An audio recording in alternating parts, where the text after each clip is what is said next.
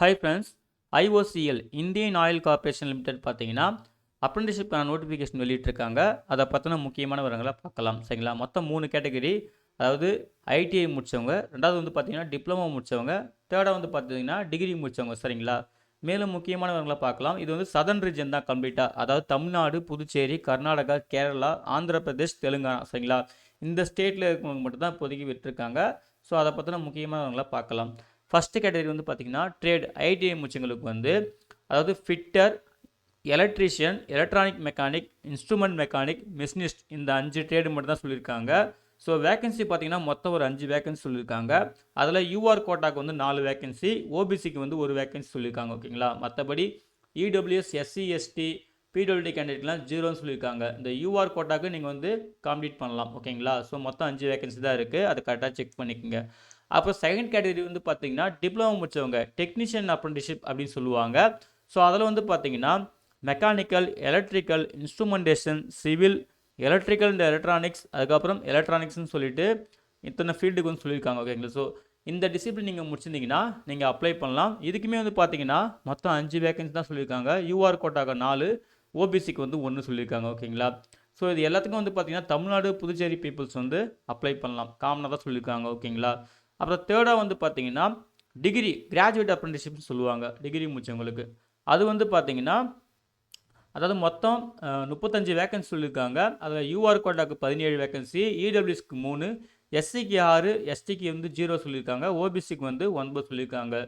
So எல்லா ஸ்டேட்டும், அதாவது தமிழ்நாடு, புதுச்சேரி, கர்நாடகா, கேரளா, ஆந்திர பிரதேஷ், தெலுங்கானா எல்லா ஸ்டேட்டும் கம்பைன் பண்ணி பிடபிள்யூடி கேண்டிடேட்க்கு வந்து பார்த்தீங்கன்னா 4 வேகன்சின்னு காமனாக சொல்லியிருக்காங்க. அதையும் நோட் பண்ணிக்கோங்க. ஓகேங்களா? ஸோ ஓவராலாக எல்லா ஸ்டேட்டுக்குமே சேர்த்து எவ்வளோ வேகன்சின்னு சொல்லியிருக்காங்க. டோட்டலாக வந்து பார்த்தீங்கன்னா 200 வேகன்சி, யூஆர் கோட்டாக்கு வந்து 111 வேகன்சியும், இடபிள்யூஎக்ஸ்க்கு வந்து 13 வேகன்சியும், எஸ்சிக்கு 21 வேகன்சியும், எஸ்டிக்கு வந்து 5 வேகன்சியும், ஓபிசிக்கு வந்து 50 வேகன்சி, பிடபிள்யூடிக்கு வந்து 4 வேகன்சின்னு சொல்லியிருக்காங்க. ஓகேங்களா? ஸோ நீங்கள் நம்ம தமிழ்நாடு, புதுச்சேரிக்கு மட்டும் எவ்வளோ வேகன்சின்னு தெளிவாக செக் பண்ணிக்கங்க. அதே போல் கம்யூனிட்டி வைஸாகவும் செக் பண்ணிக்கங்க. அப்புறம் யூஆர் கோட்டாக்கு இருக்கான்னு பாருங்கள், நீங்கள் எலிஜிபிள் ஆகிறாங்கன்னு பாருங்கள். சரிங்களா? ஸோ பார்த்துட்டு கேர்ஃபுல்லாக வந்து அப்ளை பண்ணுங்கள். இதுதான் வந்து வேகன்சி டீட்டெயில்ஸ். ஓகேங்களா? அதுக்கு பிறகு பிடபிள்யூடி கேண்டிடேட்டாக இருந்தீங்கன்னா உங்களுக்கான சூட்டபிலிட்டி வந்து என்னென்ன, என்ன மாதிரி டிசேபிலிட்டி இருக்கலாம், என்ன மாதிரி ஃபங்க்ஷனல் ரெக்குவயர்மெண்ட் வந்து இருக்கும் அப்படின்னு தெளிவாக கொடுத்துருக்காங்க. அதை வந்து பார்த்துக்குங்க. ஸ்டைஃபண்ட் பொறுத்த வரைக்கும் வந்து பார்த்தீங்கன்னா அப்ரெண்டிஸ்ஷிப் ரூல்ஸ் படி நாங்கள் பே பண்ணுவோம் அப்படின்னு சொல்லியிருக்காங்க. நீங்கள் வந்து டிகிரி முடித்தவங்க, டிப்ளமோ முடிச்சவங்களாம் இருந்தீங்கன்னா உங்களுக்கு வந்து அப்ரெண்டிஸ்ஷிப் வந்து பார்த்தீங்கன்னா 2 பார்ட்டாக பிரிக்கிறாங்க. அதாவது 50% வந்து பார்த்தீங்கன்னா கவர்மெண்ட் வந்து பே பண்ணும். அடுத்தது 50% வந்து பார்த்தீங்கன்னா ஐஓசிஎல் வந்து பே பண்ணும் அப்படின்னு சொல்லியிருக்காங்க ஸ்டைஃபண்ட் பொறுத்த வரைக்கும். ஆனால் ஐடிஐ முடிச்சவங்களுக்கு வந்து பார்த்தீங்கன்னா 100% வந்து பார்த்தீங்கன்னா ஐஓசிஎல் தான் வந்து உங்களுக்கு பே பண்ணும் அப்படின்னு சொல்லியிருக்காங்க. சேலரி பொறுத்து, அதாவது ஸ்டைஃபண்ட் பொறுத்த வரைக்கும். சரிங்களா? அதையும் நோட் பண்ணிக்கோங்க. அதுக்கப்புறம் வந்து பாருங்கள், அதாவது கல்வி தகுதி. சரிங்களா? இப்போது அவங்க ஃபஸ்ட்டு வந்து பார்த்தீங்கன்னா ஐடிஐ இருந்தாலும் சரி, டிப்ளமோ இருந்தாலும் சரி, டிகிரியாக இருந்தாலும் சரி, ரெகுலர் ஃபுல் டைமில் தான் முடிச்சிருக்கணும்னு கிளியராக சொல்லியிருக்காங்க. அதை கரெக்டாக நோட் பண்ணிக்கோங்க. கரெக்டாக அந்த டிசிப்ளின் கோடு வந்து பார்த்துக்குங்க. ஓகேங்களா? உங்களுக்கு என்ன டிசிப்ளின் கோடு வருதுன்னு தெளிவாக செக் பண்ணிக்கங்க. அது ரொம்ப முக்கியம். சரிங்களா? அதே போல் ஐடிஐ பொறுத்த வரைக்கும் அவங்க என்ன ட்ரேடில் கேட்டிருக்காங்களோ அந்த ட்ரேடில் நீங்கள் வந்து ரெகுலர் ஃபுல் டைமில் வந்து 2 இயர்ஸ் கோர்ஸ் வந்து முடிச்சிருக்கணும்னு தெளிவாக சொல்லியிருக்காங்க. அது என்சிவிடி இல்லை எஸ்சிவிடி, அதாவது நேஷ்னல் லெவல் இல்லைனா ஸ்டேட் லெவல். சரிங்களா? ஸோ 2 லெவல்லையும் ஏதாவது ஒரு லெவலில் முடிச்சிருந்தாலும் நீங்கள் வந்து தாராளமாக அப்ளை பண்ணலாம். ஆனால் ரெகுலர் ஃபுல் டைமில் தான் 2 இயர்ஸ் கோர்ஸ் வந்து முடிச்சிருக்கணும் அந்தந்த ட்ரேடில் அப்படின்னு தெளிவாக கொடுத்துருக்காங்க. அதே போல் டிப்ளமோ அதே தான், நீங்கள் ரெகுலர் ஃபுல் டைமில் வந்து முடிச்சிருக்கணும். அதே போல் அவங்க என்ன டிசிப்ளின் கற்றுருக்காங்களோ அந்த டிசிப்ளின் தான் நீங்கள் வந்து முடிச்சிருக்கணும்னு தெளிவாக கொடுத்துருக்காங்க. சரிங்களா? அப்புறம் மினிமம் பாஸ் மார்க் கொடுத்துருக்காங்க. அதாவது டிப்ளமோக்கு வந்து பார்த்தீங்கன்னா, அதாவது ஜென்ரல், இடபிள்யூஎஸ், ஓபிசி இவங்களுக்குலாம் வந்து 50% வந்து மினிமம் மார்க் வந்து நீங்கள் டிப்ளமோ வந்து எடுத்துருக்கணும். எஸ்சி, எஸ்டி, பிடபிள்யூடி வந்து பார்த்தீங்கன்னா 45% சொல்லியிருக்காங்க. ஓகேங்களா? இது வந்து டிப்ளமோக்கு. அதே போல் டிகிரி வந்து பார்த்தீங்கன்னா யாரெல்லாம் எலிஜிபிள்னா, அதாவது BBA, BA, BCom, BSc degree வந்து படித்தவங்க வந்து அப்ளை பண்ணலாம் அப்படின்னு சொல்லியிருக்காங்க.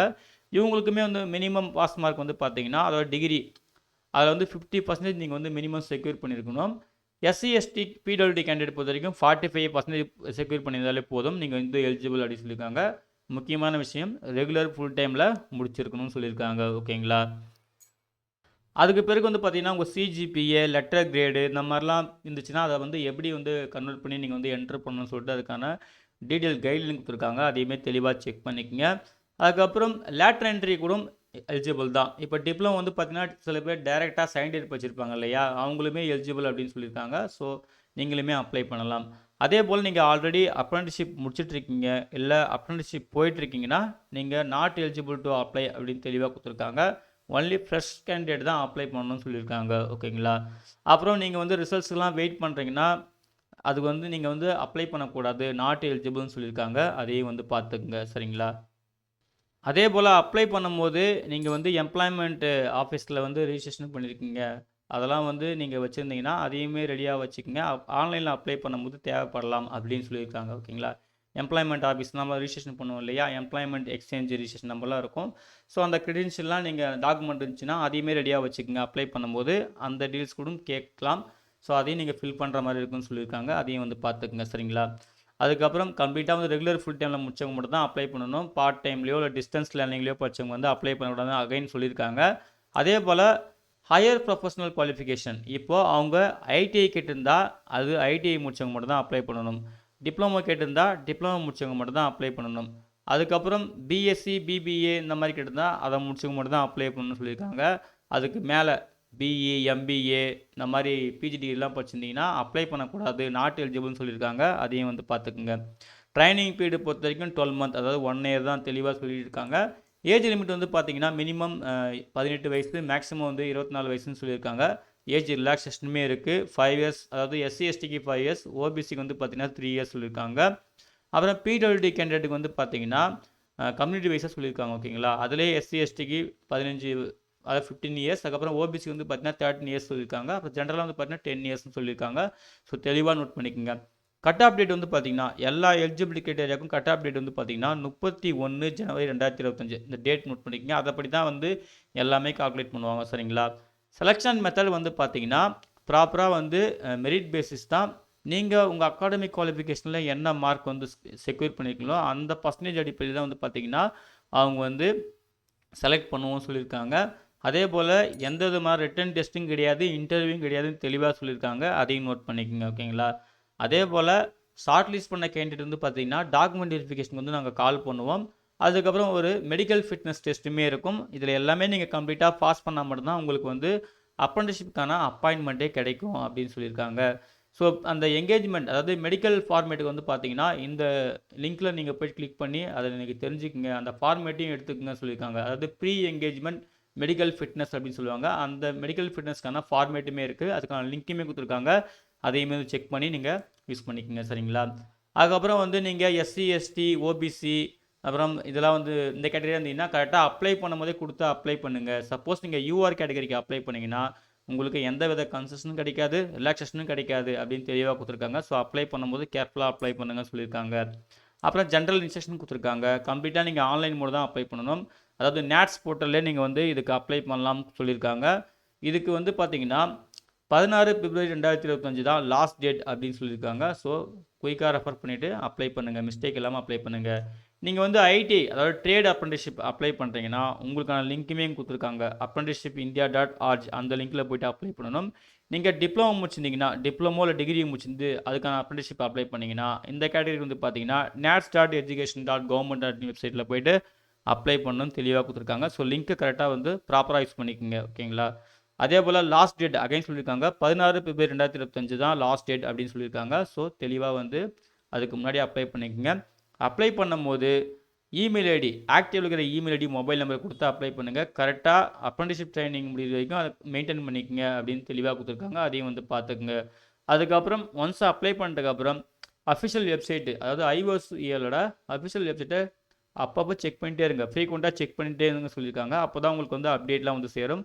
உங்களுக்குமே நாங்கள் எஸ்எம்எஸ் இமெயிலாம் வந்து நோட்டிஃபை பண்ணுவோம், நீங்கள் தெரிஞ்சுக்கலாம் அப்படின்னு சொல்லியிருக்காங்க. ஓகேங்களா?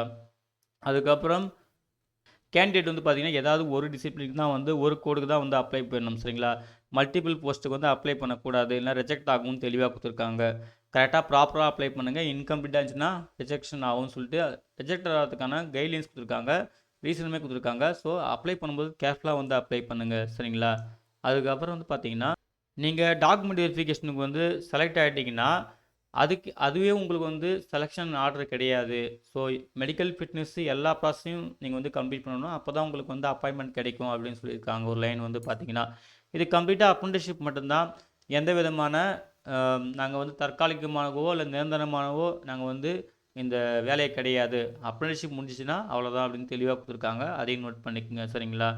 அதுக்கப்புறம் வந்து பாருங்கள், நீங்கள் நேட்ஸ் போர்ட்டல்லையோ இல்லை அந்த அப்ரெண்டிஸ்ஷிப் போர்ட்டலையோ என்ரோல் பண்ணுறப்போ என்னென்ன விஷயத்தெல்லாம் நீங்கள் வந்து கரெக்டாக உங்களுக்கு தேவைப்படும் அப்படின்றத அந்த லிஸ்ட்டு கொடுத்துருக்காங்க சரிங்களா. இந்த லிஸ்ட்டு வந்து தெளிவாக செக் பண்ணிக்கோங்க ஓகேங்களா. இங்கே பாருங்கள் அதர் ரெக்யர்மெண்ட்ஸ் சொல்லிட்டு பேன் கார்டு ஆதார் கார்டுன்னு சொல்லிட்டு இந்த டீட்டெயில்ஸ்லாம் கொடுத்துருக்காங்க. ஸோ தெளிவாக வந்து செக் பண்ணிவிட்டு அதுக்கப்புறம் நீங்கள் அப்ளை பண்ணுங்கள். அப்புறம் உங்கள் பேங்க் அக்கௌண்ட்லாம் நீங்கள் கொடுக்குற மாதிரி இருக்கும். ஸோ உங்கள் பேங்க் அக்கௌண்ட்டில் ஆதார் கார்டு கண்டிப்பாக வந்து எனேபிளாக இருக்கணும். ஸோ அதை செக் பண்ணுறதுக்கு லிங்க் கொடுத்துருக்காங்க. அதை யூஸ் பண்ணி செக் பண்ணிக்கோங்க. அதே போல் உங்கள் பேங்க் அக்கௌண்ட் வந்து பார்த்தீங்கன்னா டைரக்ட் பெனிஃபிட் ட்ரான்ஸ்ஃபர் அப்படின்னு சொல்லிட்டு அந்த ஆப்ஷன் வந்து எனேபிள் பண்ணியிருக்கான்னு செக் பண்ணணும்னு சொல்லியிருக்காங்க. அதை செக் பண்ணுறதுக்கான ஆப்ஷன் பார்த்தீங்கன்னா அங்கே வந்து லிங்க் கொடுத்துருக்காங்க. அந்த லிங்க் யூஸ் பண்ணி என்ன பண்ணலாம், உங்கள் பேங்க் அக்கௌண்ட்டில் வந்து பார்த்தீங்கன்னா டிபிடி அப்படின்னு சொல்லுவாங்க சரிங்களா, டைரக்ட் பெனிஃபிட் ட்ரான்ஸ்ஃபர் அந்த ஆப்ஷன் வந்து எனேபிளாக இருக்கான்னு சொல்லிட்டு நீங்கள் செக் பண்ணிக்கலாம். அதுக்கான லிங்க்குமே இங்கே இருக்குது ஓகேங்களா. அதே போல் அப்புறம் அப்ளை பண்ணுறதுக்கான ப்ரொசீஜர் கொடுத்துருக்காங்க. அதையுமே வந்து தெளிவாக வந்து பார்த்துக்குங்க. நீங்கள் வந்து ஃபஸ்ட்டு நேட்ஸ் போர்ட்டல் வந்து என்ரோல் பண்ணணும். என்ரோல் பண்ணதுக்கப்புறம் உங்களுக்கான ஒரு யூசர் ஐடி அந்த ரிஜிஸ்ட்ரேஷன் கிரெடிட்ஸ்லாம் கொடுப்பாங்க. அதை வச்சு தான் நீங்கள் அகைன் வந்து நீங்கள் இந்தியன் ஆயில் கார்பரேஷன் லிமிடெடுக்கு அப்ரெண்டிஸ்ஷிப் போர்ட்டல் வந்து பார்த்தீங்கன்னா ஓப்பன் பண்ணி நீங்கள் அப்ளை பண்ணுற மாதிரி இருக்குன்னு சொல்லிட்டு அதுக்கான ப்ரொசீஜர் கொடுத்துருக்காங்க. ஸோ தெளிவாக வந்து இங்கே செக் பண்ணிக்கோங்க ஓகேங்களா. அப்ளை பண்ணுறதுக்கு முன்னாடி இந்த க்ரைட்டீரியாலாம் உங்களுக்கு மீட்டாக தான் பார்த்துட்டு அதுக்கப்புறம் அப்ளை பண்ணுங்கன்னு சொல்லியிருக்காங்க. அதுக்கப்புறம் டாக்குமெண்ட் வெரிஃபிகேஷன்ஸ்க்கான என்னென்ன ஒரிஜினல் சர்டிஃபிகேட் நீங்கள் கொண்டு வரணும், ஸோ அந்த ஒரிஜினல் சர்டிஃபிகேட் கூட செல்ஃப் அட்டஸ்டட் ஃபோட்டோ காப்பியும் நீங்கள் கொண்டு வரணும் அப்படின்னு சொல்லிட்டு ஒரு லிஸ்ட்டு கொடுத்துருக்காங்க. உங்களுக்கு எது எதெல்லாம் அப்ளிகேபிளோ அதெல்லாம் வந்து ப்ராப்பராக original plus self attested photo காப்பியும் அதாவது ஜெராக்ஸும் கரெக்டாக வந்து நீங்கள் வச்சுக்கணும் சரிங்களா. அப்புறம் வந்து பார்த்திங்கன்னா முக்கியமான தேதிகள் சொல்லியிருக்காங்க. அதாவது 17 ஜனவரி 2025 அப்பயே வந்து ஆன்லைன் போர்ட்டல் வந்து இந்த அப்ரெண்டிஸ்ஷிப்க்கு வந்து அப்ளை பண்ணுறதுக்கு வந்து போர்ட்டல் ஓப்பன் ஆகிடுச்சு. லாஸ்ட் டேட் வந்து பார்த்தீங்கன்னா 16 பிப்ரவரி 2025 சொல்லியிருக்காங்க. ஸோ வந்து குயிக்காக வந்து அப்ளை பண்ணுங்கள் ஓகேங்களா. அதே போல் நீங்கள் வந்து ஷார்ட் லிஸ்ட் ஆகிட்டிங்கன்னா உங்களுக்கு வந்து பார்த்தீங்கன்னா அந்தந்த கேண்டிடேட்டோட ரிஜிஸ்டர்டு மெயில் ஐடிக்கு வந்து நாங்கள் இன்டிமேட் பண்ணுவோம் அப்படின்னு தெளிவாக கொடுத்துருக்காங்க. ஸோ நீங்கள் வந்து அப்பப்போ நீங்கள் ஐஓசிஎல் வெப்சைட்டையும் நீங்கள் தெளிவாக செக் பண்ணிக்கங்கன்னு சொல்லியிருக்காங்க. உங்களுக்கு மெயிலும் வரும் நீங்கள் ஷார்ட் லிஸ்ட் ஆகிட்டிங்கன்னா அப்படின்னு தெளிவாக கொடுத்துருக்காங்க ஓகேங்களா. ஸோ இவ்வளோ தான் ஃப்ரெண்ட்ஸ். இதுதான் வந்து பார்த்தீங்கன்னா ஐஓசிஎல் சதர்ன் ரீஜன் ஓகேங்களா அறிவிச்சிருந்த 3 கேட்டகரி ஐடிஐ, டிப்ளமோ, டிகிரி சரிங்களா. இவங்களுக்கான அப்ரெண்டிஸ்ஷிப்கான முக்கியமான விவரங்கள் ஓகேங்களா. நீங்களுமே இந்த நோட்டிஃபிகேஷன் ஒரு டைம் கிளியராக பார்த்துக்குங்க. அப்ளை பண்ணும்போது கிளியராக செக் பண்ணிவிட்டு ஆன்லைனில் மிஸ்டேக் இல்லாமல் அப்ளை பண்ணுங்கள் சரிங்களா. இந்த நோட்டிஃபிகேஷன் டவுன்லோட் பண்ணுறதுக்கான லிங்க்கையும் ஆன்லைனில் அப்ளை பண்ணுறதுக்கான லிங்க்கையும் இந்த வீடியோ டிஸ்கிரிப்ஷனில் தரேன். செக் பண்ணி நீங்களும் யூஸ் பண்ணிக்கோங்க ஓகேங்களா. இந்த வீடியோ பிடிச்சிருந்தா மறக்காமல் லைக் பண்ணுங்கள். மறக்காமல் உங்கள் ஃப்ரெண்ட்ஸுக்கும் ஷேர் பண்ணுங்கள். யாராவது ஒருத்தருக்கு அது ஹெல்ப்ஃபுல்லாக இருக்கும் சரிங்களா. அப்ளை பண்ணுற எல்லாருக்கும் wish you all the best. Thank you.